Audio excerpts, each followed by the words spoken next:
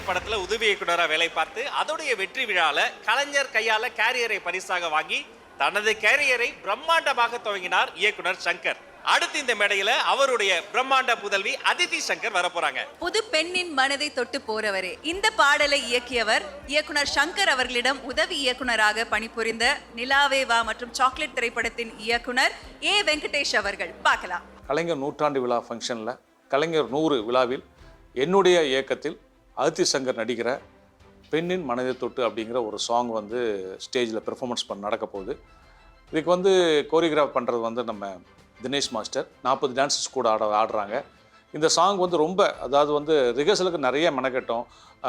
பொதுவாக ஒரு இந்த மாதிரி ஃபங்க்ஷன் நடக்கிற ரிஹர்சல் ஒரு 2-3 ரிஹர்சல் முடிஞ்சு நாங்கள் ஒரு 5-6 ரிஹர்சல் பார்த்தோம்.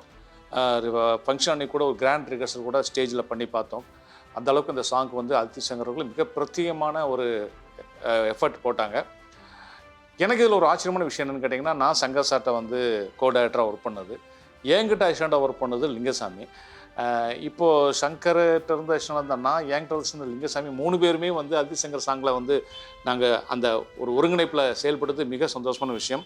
லிங்கசாமி தான் இந்த கலைஞர் 100 ஃபங்க்ஷனில் மிக சிறப்பான ஏற்பாடுகளை வந்து செல்வமணியோட சேர்ந்து பண்ணிகிட்டு இருக்கிறாரு. இந்த சாங் வந்து பர்டிகுலராக நான் ஏன் செலக்ட் பண்ணேன் அப்படின்னா, பராசக்தி படத்துலேயே நிறைய சாங்ஸ் இருக்குது, கான் சாங் இருக்குது, நிறைய இருக்குது. இருந்தாலும் இந்த சாங்கு வந்து ரொம்ப பிரத்யேகமான ஒரு ஸ்விங் இருக்கும் இந்த சாங்கில். மட்டும் இல்லாமல் இந்த சாங்கில் லிரிக்ஸ்லாம் ரொம்ப அருமையாக இருக்கும்.